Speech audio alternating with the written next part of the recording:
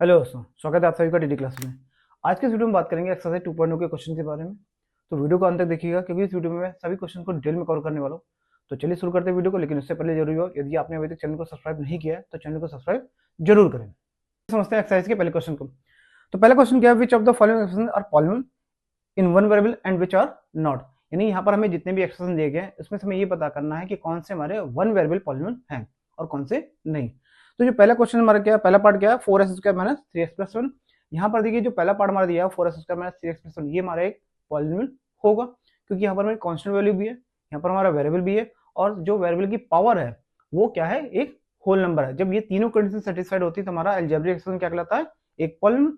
अब हमें यहाँ पर ये देखना है कि इसमें वेरिएबल कितने हैं। तो देखिए यहाँ पर वेरिएबल सिर्फ एक ही आपको दिख रहा है जो कि है क्या, x। तो हम कह सकते हैं ये हमारा क्या है, एक वन वेरिएबल पॉलिनॉमियल। ठीक है, क्लियर है। सेकंड पार्ट क्या है, y² प्लस √2। तो यहाँ पर भी हम कह सकते हैं कि y² प्लस √2 ये भी हमारा एक पॉलिनॉमियल है। क्यों कि यहाँ पर वेरिएबल भी है और वेरिएबल की पावर होल नंबर भी है और कांस्टेंट वैल्यू √2 भी है।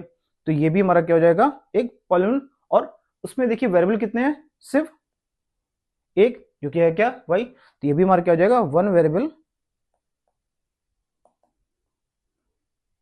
पॉलिनॉमियल। ठीक है, क्लियर है।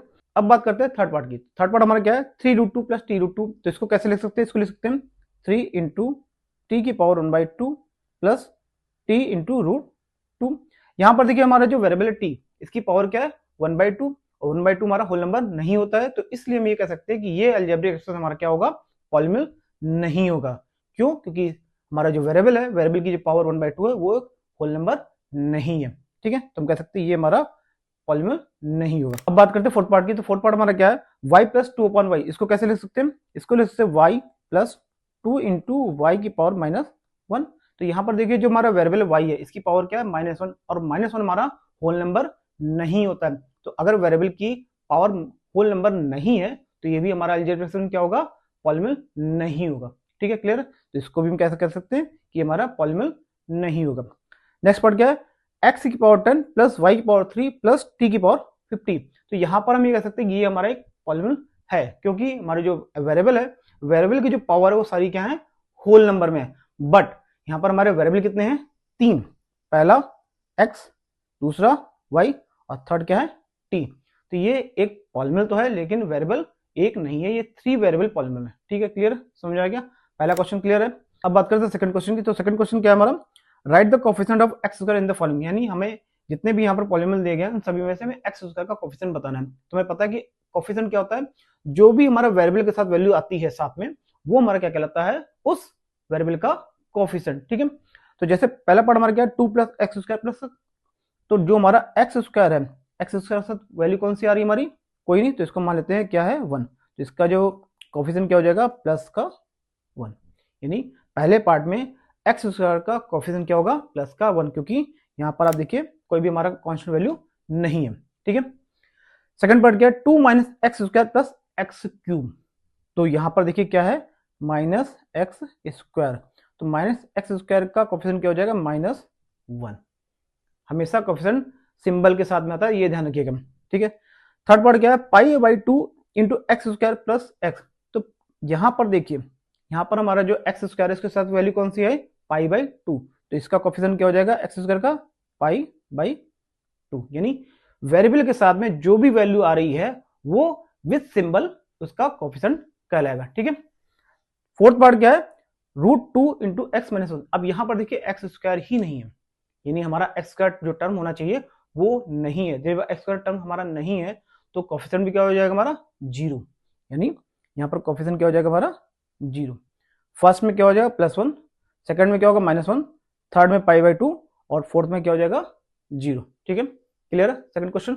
अब बात करते हैं थर्ड क्वेश्चन की। तो थर्ड क्वेश्चन क्या है, right the degree of each polynomial. यहाँ पर हमें बताना है कि जितने भी पॉलिनॉमियल दिए गए इनकी डिग्री क्या है। और डिग्री में पता क्या होती है, जो भी हमारा वेरिएबल दिया गया उस वेरिएबल की हाईएस्ट पावर जो होगी वो उस पॉलिनॉमियल की क्या कहलाएगी, डिग्री। क्या देखिएगा, हाईएस्ट पावर, वेरिएबल की हाईएस्ट पावर क्या होगी, उस पॉलिनॉमियल की डिग्री।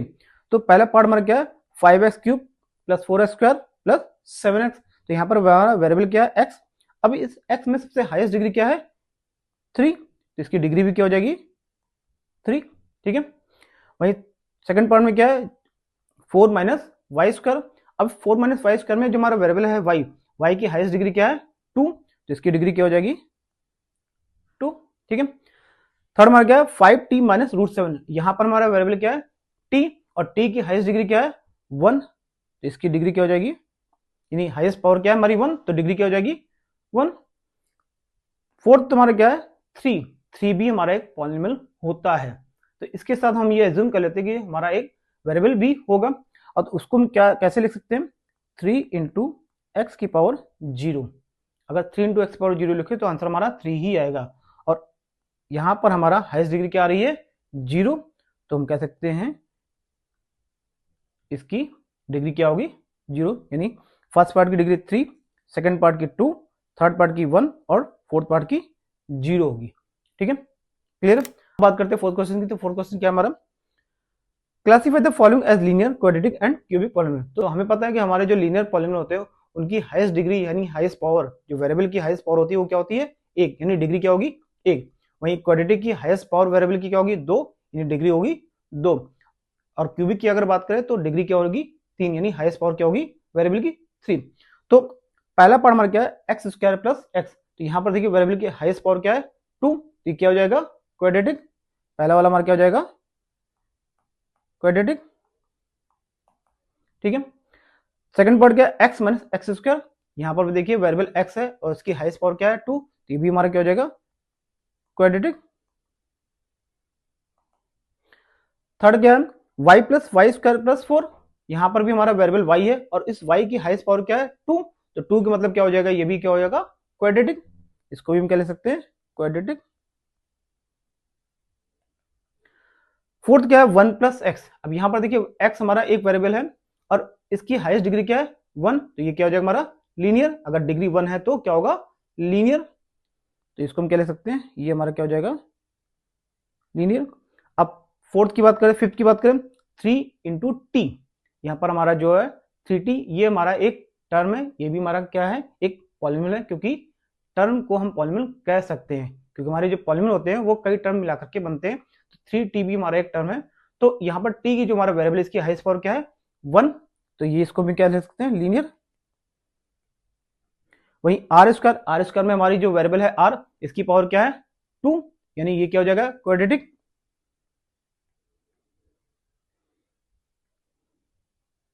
ठीक है, लास्ट क्या है 7x स्क्वायर, यहां पर जो हमारा वेरिएबल x है इसकी पावर क्या है 2, तो ये भी क्या हो जाएगा हमारा क्वाड्रेटिक। तो फर्स्ट पार्ट हमारा क्या है क्वाड्रेटिक, क्योंकि x की हाईएस्ट पावर क्या है 2, अगर हाईएस्ट पावर 2 है तो ये क्या कहलाएगा क्वाड्रेटिक पॉलिनोमियल। वहीं सेकंड पार्ट में भी x की हाईएस्ट पावर क्या है 2, तो ये भी क्या हो जाएगा क्वाड्रेटिक। थर्ड में भी y यानी वेरिएबल की हाईएस्ट पावर क्या है 2, तो ये भी क्या हो जाएगा क्वाड्रेटिक। वहीं अगर बात करें फोर्थ की, तो फोर्थ में x की हाईएस्ट पावर क्या है 1, तो ये क्या हो जाएगा लीनियर। फिफ्थ में क्या है, ये भी हमारा हाईएस्ट पावर क्या है सिर्फ एक ही है t, उसकी पावर क्या है 1, तो ये भी क्या हो जाएगा हमारा लीनियर। ध्यान दीजिएगा, हमें पावर किसकी चेक करनी है वेरिएबल की। ठीक है, हमेशा वेरिएबल की ही पावर हमें चेक करनी है कि उसकी हाईएस्ट पावर क्या है। नेक्स्ट इसमें आर स्क्वायर है, तो आर स्क्वायर हाईएस्ट पावर क्या है 2, तो ये क्या हो जाएगा हमारा क्वाड्रेटिक। लास्टली हमारा क्या है 7x स्क्वायर, इसमें भी हाईएस्ट पावर क्या है 2, तो ये भी हमारा क्या हो जाएगा क्वाड्रेटिक। एक्सरसाइज 2.1 यहीं पर खत्म होती है। यदि वीडियो आपको पसंद आया तो चैनल को सब्सक्राइब जरूर करें और वीडियो को ज्यादा से ज्यादा लोगों तक शेयर करें। तो मिलते हैं अगले वीडियो में इसी चैप्टर की नई एक्सरसाइज के साथ में, तब तक के लिए नमस्कार, जय हिंद।